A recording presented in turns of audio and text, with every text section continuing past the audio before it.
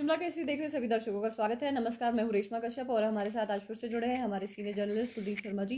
जी नमस्कार सभी दर्शकों को। जी, तो आज जिस तरह से शीतकालीन सत्र का दूसरा दिन है, तो आज भी कुछ जो विरोध के सुर है वहां पर देखने को मिले।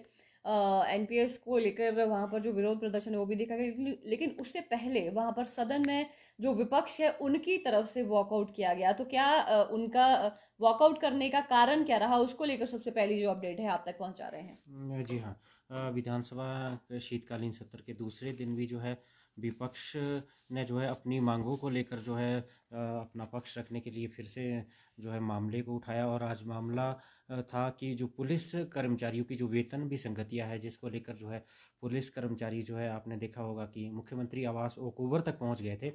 उस मामले को जो है विपक्ष की तरफ से उठाया गया। तो विपक्ष ने जो है इस मामले को जब सदन में उठाना चाहा, तो इसकी जब अनुमति नहीं दी गई, तो विपक्ष जो है उनने वॉकआउट किया। और विपक्ष का आरोप था नेता प्रतिपक्ष मुकेश अग्निहोत्री और उन वरिष्ठ विधायक जो विधानसभा के उपाध्यक्ष भी रह चुके हैं, जगत सिंह नेगी, उनका आरोप था कि जो है सरकार जो है सदन में जो है ये महत्वपूर्ण जो विषय है उनको उठाने की जो है अनुमति नहीं दे रही है। चाहे वो वेतन विसंगतियों का मामला हो, चाहे जो है दूसरे अन्य महत्वपूर्ण विषय हो, वो जो है विपक्ष को जो है अपनी आवाज़ उठाने का मौका नहीं दे रही। उनका सीधा तो जो है आप ये कह लीजिएगा कि आरोप था कि सदन के बाहर तो जो है मुख्यमंत्री जयराम ठाकुर सहित जो दूसरे नेता ये कहते फिरते हैं कि जो है विपक्ष जो है सदन में अपनी मांग को उठाए, आप चर्चा ला सकते हैं, लेकिन जब सदन के भीतर जो है हम विषय को चर्चा के लिए रखते हैं, तो उसको जो है विपक्ष के सत्ता पक्ष जो है या जो पीठ है जो है अध्यक्ष पद की तरफ से जो है उसको उठाने की अनुमति नहीं दी जाती। और इसका जवाब जो है मुख्यमंत्री जयराम ठाकुर ने भी बाद में मीडिया के सामने आकर भी दिया। और उनका कहना था कि जो विपक्ष का जो तर्क है उसमें कोई दम नहीं है। उनका कहना था कि विपक्ष जो है बिना वजह से जो है गतिरोध पैदा करने की कोशिश कर रहा है। उनका कहना था कि जो ये आज जो हम वेतन विसंगतियां जो देख रहे हैं, जिसमें जो पुलिस का जो मामला जुड़ा है, ये कांग्रेस के शासनकाल की देन है, जिसके चलते जो है आज वर्तमान सरकार को जो है इसका समाधान खोजना पड़ रहा है। और जहाँ तक आपने कहा कि जो एनपीएस का जो विषय था, एनपीएस के जो कर्मचारी है, जो न्यू पेंशन स्कीम जो जिनको ऊपर लागू है, वो जो है ओल्ड पेंशन यानी ओपीएस की मांग कर रहे हैं। और इसको लेकर जो है राज्य अध्यक्ष जो प्रदीप ठाकुर और महासचिव भरत शर्मा के नेतृत्व में जो है एक जो आज विरोध प्रदर्शन जो है विधानसभा परिसर में किया गया। और काफ़ी संख्या में जो है एनपीएस कर्मचारियों ने इसमें हिस्सा लिया। और बाद में जो है गतिरोध को तोड़ने के लिए मुख्यमंत्री ने इन नेताओं को बातचीत के लिए बुलाया। बातचीत के लिए बुलाने के बाद निष्कर्ष ये निकला कि जो एनपीएस की मांगे हैं, सरकार उनको पे जो है सहानुभूतिपूर्वक विचार विमर्श करेगी। उन्होंने हालांकि कहा कि एनपीएस की हमने बहुत सी मांगे जो है जेसीसी में भी मान ली है, लेकिन जहाँ तक जो ओल्ड पेंशन का जो मामला है, वो उन्होंने मुख्यमंत्री ने कहा कि हमने जो है इस समय जो है देश में सिर्फ पश्चिम बंगाल ही ऐसा राज्य है जो ओपीएस जो है दे रहा है, यानी जो पुरानी पेंशन दे रहा है। तो उन्होंने कहा कि प्रदेश के वित्तीय हालात जो है इस समय ठीक तो नहीं है, लेकिन उसके बावजूद भी है सरकार उनकी मांगों पे सहानुभूतिपूर्वक विचार करेगी।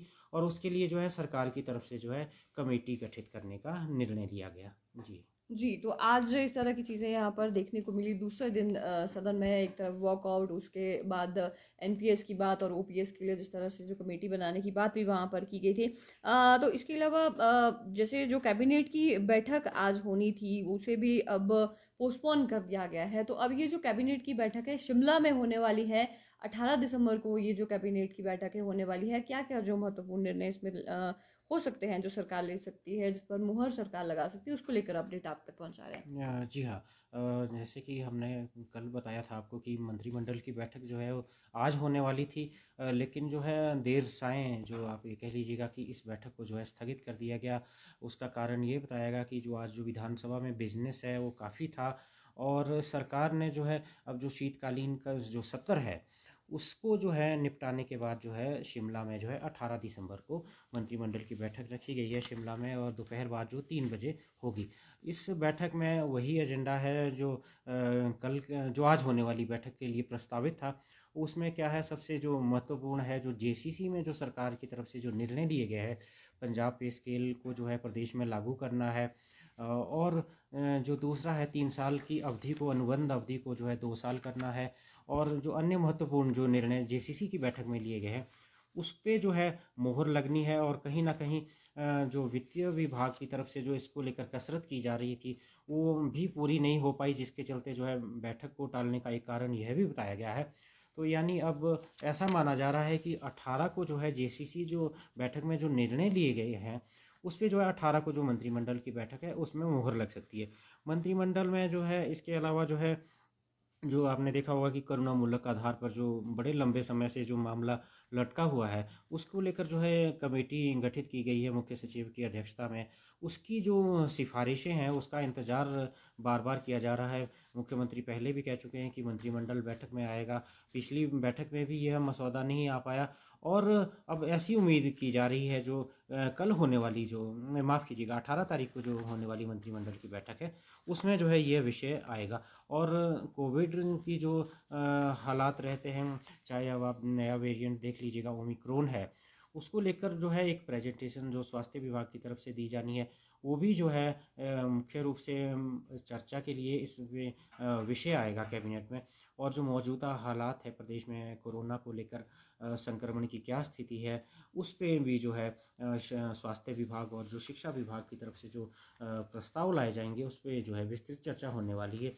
इसके अलावा जो है कई अन्य महत्वपूर्ण विषय भी जो है चर्चा के लिए आने वाले हैं। हालांकि जो विधानसभा के सत्र की समाप्ति के बाद जो है विभागों को जो है इस बारे में प्रस्ताव लाने को कहा गया है। इसमें नई जो भर्तियां भी हो सकती है, और मुख्यमंत्री की तरफ से जो घोषणाएं की गई है उन पे भी जो है मंत्रिमंडल बैठक में जो है मोहर लग सकती है।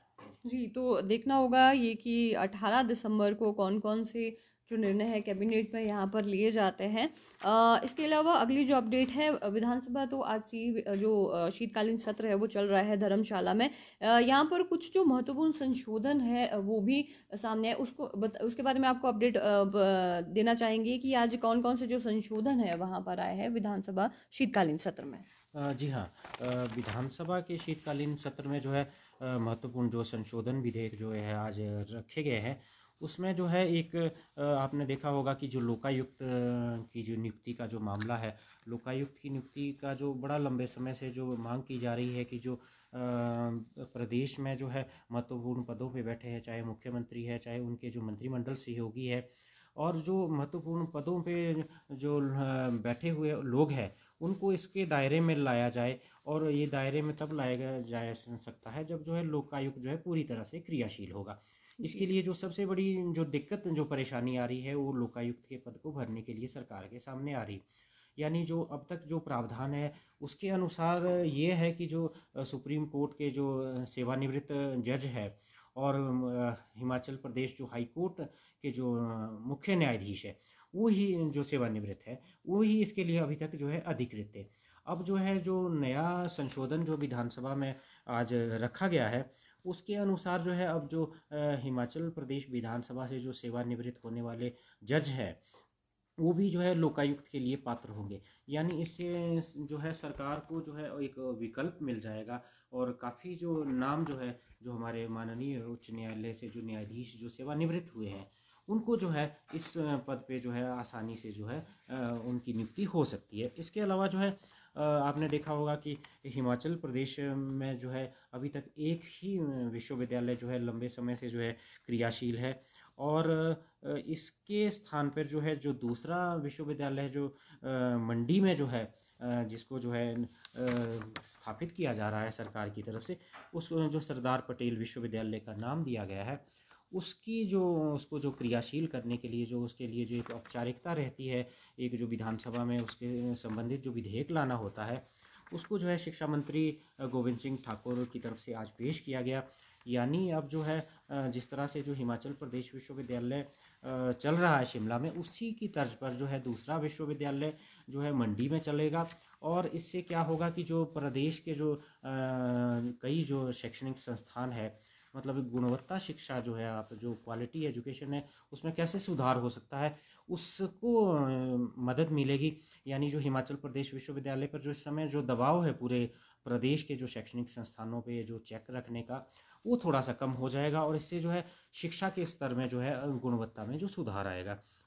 इसी तरह एक अन्य संशोधन जो है तकनीकी विश्वविद्यालय से संबंधित था, जिसे तकनीकी शिक्षा मंत्री डॉक्टर रामलाल मारकंडा की तरफ से जो है सदन में संशोधन विधेयक लाया गया।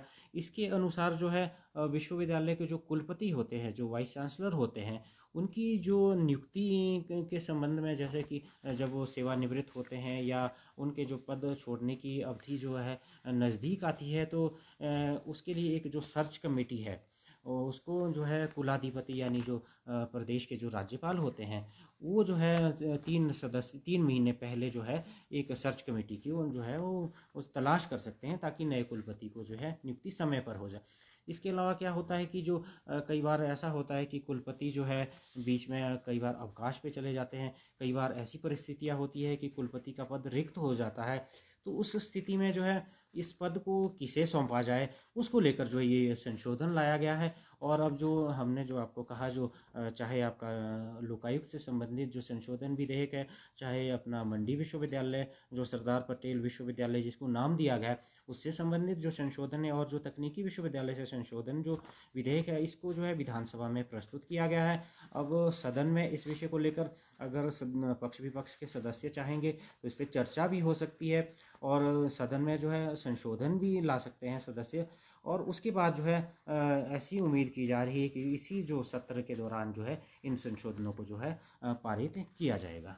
जी तो ये जो संशोधन आज किए गए हैं वहाँ पर, उसके बारे में आपको जानकारी दी।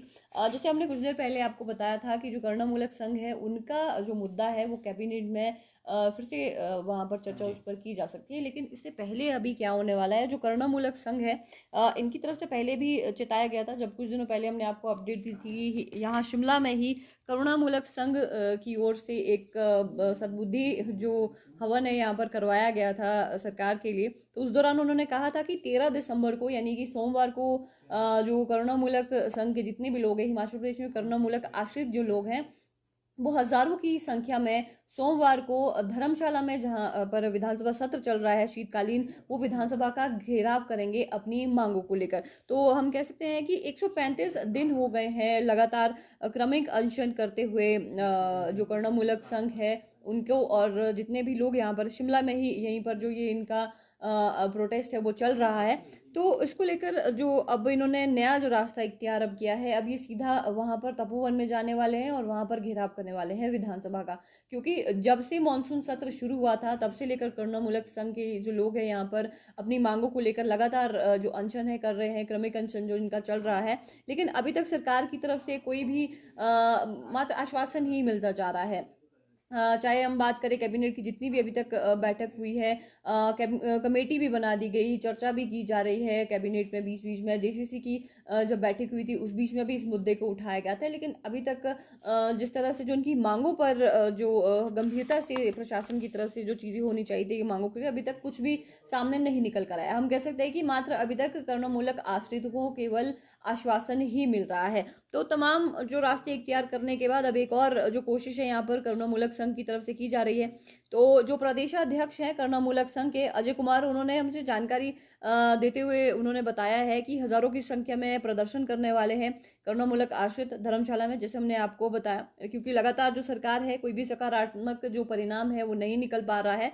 तो ऐसे में अभी जो 18 तारीख को कैबिनेट की बैठक होने वाली है उसमें इनकी मांगों को रखा जाए, और जो भी इनकी मांग है, चाहे बात वन टाइम सेटलमेंट को लेकर कहे, 5% कोटा को हटाने की बात को लेकर कहा जाए, तो इस तरह की जो इनकी मुख्य मांग है। और एक मांग इनकी और है कि जो 62,500 रुपये का एक सदस्य सालाना जो आय की शर्त रखी गई है उसे हटा दिया जाए।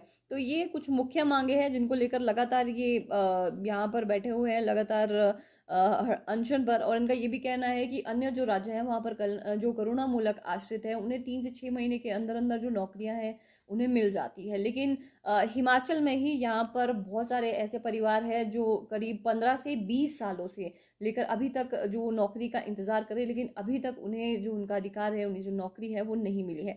तो बहरहाल देखते हैं कि क्या सोमवार को किस तरह से जो प्रदर्शन है वहां पर किया जाता है, क्या सामने निकल कर आता है। और एक उम्मीद जिस तरह से इन्होंने यहाँ पर जताई है कि पिछले कल जैसे सामान्य वर्ग आयोग का गठन जिस तरह से उसको लेकर नोटिफिकेशन जारी कर दी गई, तो इन्हें उम्मीद है कि जल्द इनके लिए भी कुछ इस तरह का जो सरकार है वो कदम उठाएगी। देखते हैं सामने क्या निकल कर आता है, उसको लेकर अपडेट आप तक हम जरूर पहुंचाएंगे। फिलहाल अगली खबर का जो रुख है वो हम करते हैं। अगली जो खबर है, अगर आप पाना चाहते हैं 25 साल तक मुफ्त में बिजली, तो उसको लेकर आपको अपने छत पर जो सोलर पैनल है वो लगाने होंगे। पूरी प्रक्रिया क्या है उसको लेकर आप तक जो अपडेट है वो हम पहुंचा रहे हैं। जी हाँ।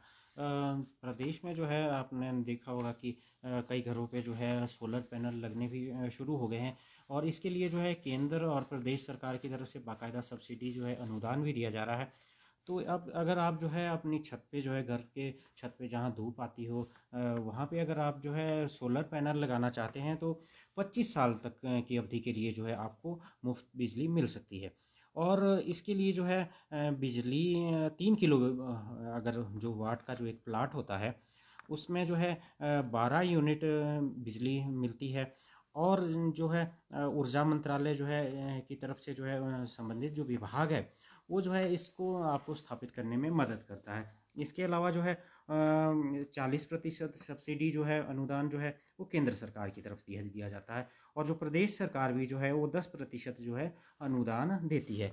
यानी काफ़ी कम खर्च में जो है आप अपने घर पे जो है सोलर पैनल लगा सकते हैं। इससे जो है आपका बिजली का खर्च कम हो सकता है। और इसके लिए जो है आपको क्या करना होगा, यानी आप कहाँ से आवेदन कर सकते हैं। इसके लिए जो है जो आपके जो संबंधित जो है सहायक अधिशासी बनता है जो बिजली बोर्ड के जो है, आप जो है उनके जो सहमति पत्र जो है आपसे उनको जो है प्राप्त करना होगा।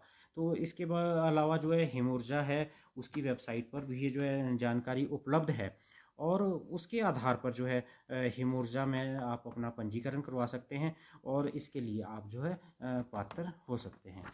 जी, तो इसलिए अगर आप भी चाहते हैं कि आप 25 साल तक मुफ्त में जो बिजली है ये सेवा आप पाएँ, तो जो प्रोसीजर जिस तरह से अभी आपको जानकारी दी गई है, तो ऐसे करके आप जो ये सुविधा है इसका लाभ ले सकते हैं। अगली खबर का रुख करते हैं। अगली जो खबर ये है कि जो डिपो होते हैं वहाँ पर उपभोक्ताओं को सुविधा प्रदान करने के लिए जो पॉश मशीनें कुछ समय पहले वहाँ पर लगाई गई थी, लेकिन अब ये जो मशीन है वो किस तरह से जो डिपो संचालक है उनके लिए भी और उपभोक्ताओं के लिए वो सिरदर्द बनता जा रहा है। ऐसा हम इसीलिए कह रहे हैं क्योंकि पिछले महीने की अगर हम आपको जानकारी दें तो नवंबर महीने में जो उपभोक्ता हैं डिपो से जो चीनी खरीदते हैं उन्हें चीनी नहीं मिल पाई है। ऐसा क्यों? क्योंकि जो पॉश मशीन है उसमें चीनी का जो ऑप्शन है वो उपलब्ध नहीं हो पा रहा है। ऐसा नहीं है कि जो डिपो संचालक है उनके पास जो कोटा है वो नहीं है, उनके पास पूरा कोटा है। यहाँ तक कि उनके पास नवंबर माह से लेकर दिसंबर यहाँ तक कि दिवाली तक का जो चीनी का कोटा है वो मौजूद है, लेकिन वो उसे बांट नहीं पा रहे हैं। क्यों? क्योंकि जब उपभोक्ता वहां पर आ रहे हैं चीनी खरीदने के लिए तो पॉश मशीन में चीनी का जो ऑप्शन है वो नहीं आ रहा है, जिसकी वजह से काफी ज्यादा जो समस्याएं हैं यहाँ पर जो डिपो संचालक है और जो उपभोक्ता वहां पर सामान खरीदने आ रहे हैं उन्हें काफी ज्यादा जिससे हो रही है। जो डिपो संचालक समिति के अध्यक्ष है उनसे हमने जब बातचीत की इस बारे में तो उन्होंने यही कहा कि नवंबर माह में जो प्रदेश के जो गोदाम है वहां पर चीनी का जो कोटा है वो कुछ देरी से आना शुरू हुआ था, लेकिन डिपो में जो राशन शुरू किया गया है, जब राशन देना जो लोगों को शुरू किया गया है, लेकिन इस बीच में जो पॉश मशीन है उसमें नवंबर माह के कोटे का जो ऑप्शन है वो नहीं आ रहा है। तो इस तरह की जो समस्याएं हैं यहाँ पर काफी ज्यादा लोगों को आ रही है, और यहाँ तक कि जो डिपो संचालक है उन्होंने पैसा खर्च करके जो चीनी का कोटा है वो ले तो लिया है, और लेकिन वो अब उसे वितरित कैसे करे, काफी ज्यादा समस्या उन्हें आ रही है। और चीनी इस तरह की चीज है, काफी ज्यादा लंबे समय तक अगर आप उसे रखते हो तो वो खराब होना शुरू हो जाती है। तो ऐसे में हम कह सकते हैं कि कुछ समस्याएं यहाँ पर इन्हें आ रही है, और ज़रूरी है कि इस समस्या को जल्द से जल्द दूर यहाँ पर किया जाना चाहिए, ताकि जो स्टोर वहाँ पर हो रहा है डिपो में चीनी का, तो वो लोगों तक समय पर आवंटित उसे किया जा सके। तो एक और जी हाँ। जो यहाँ पर ज़रूरी सूचना आपके अब तक लेकर आ रहे हैं हम। जी, जी हाँ, एक और अपडेट अभी-अभी हमारे को आई है कि जैसे कि हमने पहले भी कहा था कि जो बोर्ड की जो बैठकें थी, जो कल्याण बोर्ड से संबंधित जो बैठकें थी, वो लंबे समय से हो नहीं पा रही थी। इसके बाद जो है अब इस इन बैठकों का क्रम जो है शुरू हो रहा है और मुख्यमंत्री जयराम ठाकुर जो है कल जो है रविवार को जो है धर्मशाला में जो है इस तरह की जो है 3 बैठकें जो है लेने वाले हैं। ये बैठकें कहाँ होगी? ये डिग्री कॉलेज का जो ऑडिटोरियम है जो है धर्मशाला में, वहाँ पे होगी। 10 बजे जो पहली बैठक रखी गई है गद्दी कल्याण बोर्ड की बैठक है और इसके बाद जो है 12 बजे होगी जो है वो गुज्जर कल्याण बोर्ड की। यानी पहले गद्दी कल्याण बोर्ड और उसके बाद जो है गुज्जर कल्याण बोर्ड की। इसके बाद जो है दोपहर 2 बजे जो है ओबीसी कल्याण बोर्ड की बैठक होगी। यानी जो है 3 जो कल्याण बोर्ड की जो महत्वपूर्ण बैठकें हैं जो है वो कल जो है धर्मशाला में होने वाली है। यानी कल जो शीतकालीन सत्र में बीच में अवकाश की अवधि भी है, इस दौरान जो है मुख्यमंत्री जयराम ठाकुर धर्मशाला में रहेंगे और जो कल्याण बोर्ड की जो है 3 जो अहम जो बैठकें हैं वो लेने वाले हैं। जी जी, तो ये महत्वपूर्ण बैठक जो कल धर्मशाला में होने वाली है, उसके बारे में हमने आप तक जो अपडेट है पहुंचाई। अगली जो खबर है ये शिमला से जुड़ी हुई खबर है। जिस तरह से जो सर्दियों का मौसम है वो चल रहा है और यहाँ पर अगर बर्फबारी शुरू हो जाती है तो काफ़ी ज़्यादा समस्याएं यहाँ पर पैदा हो जाती है। सबसे ज़्यादा देखा जाता है ट्रैफिक बहुत ज़्यादा लगता है, जिस वजह स्थानीय लोग हैं चाहे पर्यटक यहाँ पर आते हैं, उन्हें काफ़ी ज़्यादा समस्याओं से दो चार होना पड़ता है। और इसके अलावा जो त्योहारी सीज़न है वो भी शुरू होने वाला है कुछ समय बाद। जैसे क्रिसमस है, न्यू ईयर है, तो उस दौरान भी जैसे देखा जाता है कि जो टूरिस्ट है या फिर लोकलाइट्स है, उन्हें काफ़ी ज़्यादा जो समस्या है उससे दो चार होना पड़ता है। लेकिन इस बार जो पुलिस प्रशासन है उनकी तरफ से एक रोड मैप तैयार किया गया है, ताकि जो तमाम ये जो समस्याएं हैं उनसे निजात लोगों को मिल सके। तो सबसे पहले अगर हम बात करें बर्फबारी को लेकर, तो बर्फबारी से निपटने के लिए एक जो रोड मैप तैयार किया गया, इसके हिसाब से जो मुख्यालय से 4 जो रिजर्व है उन्हें मंगवाया गया है, और जो जवान यहाँ पर रहेंगे वो बर्फ वाले जो क्षेत्र हैं वहाँ पर इनकी जो ड्यूटी है वो लगाई गई है। और जैसे हमने कहा कि बर्फबारी के दौरान किसी तरह की दिक्कतों का सामना ना करना पड़े किसी को भी, तो उसके लिए ये जगह जगह पर जो तैनात है वो किए जाएंगे। जैसे वैसे तो हर बार ही जो बटालियन है उनकी जो ड्यूटी है वो तैनात की जाती है जगह जगह पर, लेकिन इस बार जो जवानों की संख्या है वो थोड़ी ज़्यादा रखी गई है, क्योंकि इस बार थोड़ा अंदेशा जताया जा रहा है कि पर्यटक ज़्यादा संख्या में यहाँ पर आ सकते हैं क्रिसमस न्यू ईयर के आसपास। तो इसको देखते हुए जो अतिरिक्त पुलिस बल है उनकी तैनाती यहाँ पर की गई है। और बर्फबारी से निपटने में भी ये जो पुलिस के जवान हैं वो यहाँ पर जो समस्याएं पैदा होती है उसमें काफ़ी जो मदद है वो करेंगे। और पुलिस जवानों को जो शिमला के आसपास के क्षेत्र है जहाँ पर काफ़ी भारी मात्रा में बर्फबारी होती है, जैसे छराबड़ा, कुफरी, मशोबरा, नारकंडा और इसके आसपास जो क्षेत्र हैं वहाँ पर इनकी जो ड्यूटीज़ है वो लगाई जाएंगी। और जिस तरह से जो स्थानीय लोग हैं, पर्यटक हैं, उनको भी जैसे कभी बर्फबारी के बीच में जो लोग हैं फंस जाते हैं, वाहन किसी के अगर फंस जाते हैं, तो वहां से लोगों को बाहर सुरक्षित निकाल कर सुरक्षित स्थानों पर पहुंचाना है। ये काम भी पुलिस बल के द्वारा हर साल किया जाता है और बखूबी से जो पुलिस जवान है वो इस काम को निभाते हैं। तो इस बार भी जो ये ड्यूटी है वो पुलिस जवान करेंगे।